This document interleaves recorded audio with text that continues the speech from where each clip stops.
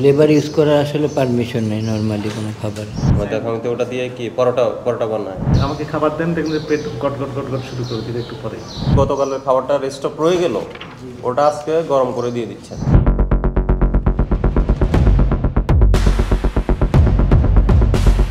আগের নাম লেখেন, আগের নাম লেখেন, গায়ের নাম লেখেন, আপনি ক্যান্টিনের নাম লেখেন, যুক্তধারা ক্যাফে লেখেন, ঠিকানা তো আছে।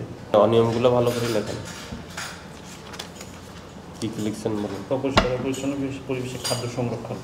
ফ্রিজে লেখেন, ফ্রিজে হলো ফ্রিজে রান্না করা খাবার এবং কাঁচা মাছ মাংস একই সাথে সংরক্ষণ করছে।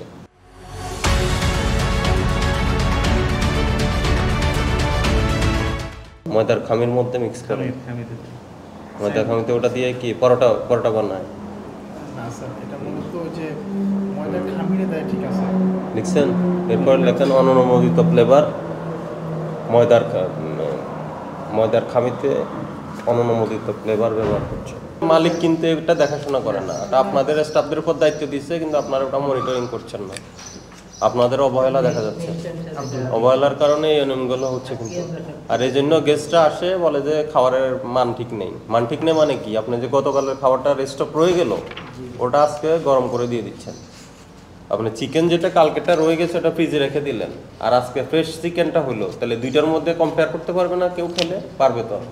এই জন্য মান নিয়ে কেউ অভিযোগ করেছে হয়তো। আমাকে খাবার দেন, দেখুন যে পেট গট গট গট গট শুরু করে দিলে একটু পরে। কারণ ওই মাংসের সাথে কি হয়েছে, কাঁচা মাংসের সাথে জীবাণু হয়ে গেছে। খেয়াল রাখতে হবে। আপনি এত ভিআইপি লোকজন আছে, অথচ তাদেরকে এগুলো খাওয়ান, এটা নিজ দায়িত্ব তো ঠিকঠাক করা উচিত ছিল। আলাদা চেম্বারে র্যাপিং প্যাকিং করে এই ফ্রিজটা ব্যবহার করতে পারেন সেইগুলো খাবার, তাই না?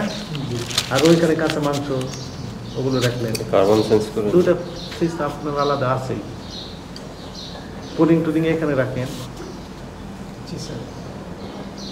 তাও আবার র্যাপিং প্যাকিং করে রাখতে হবে, খোলা রাখতে পারবেন না।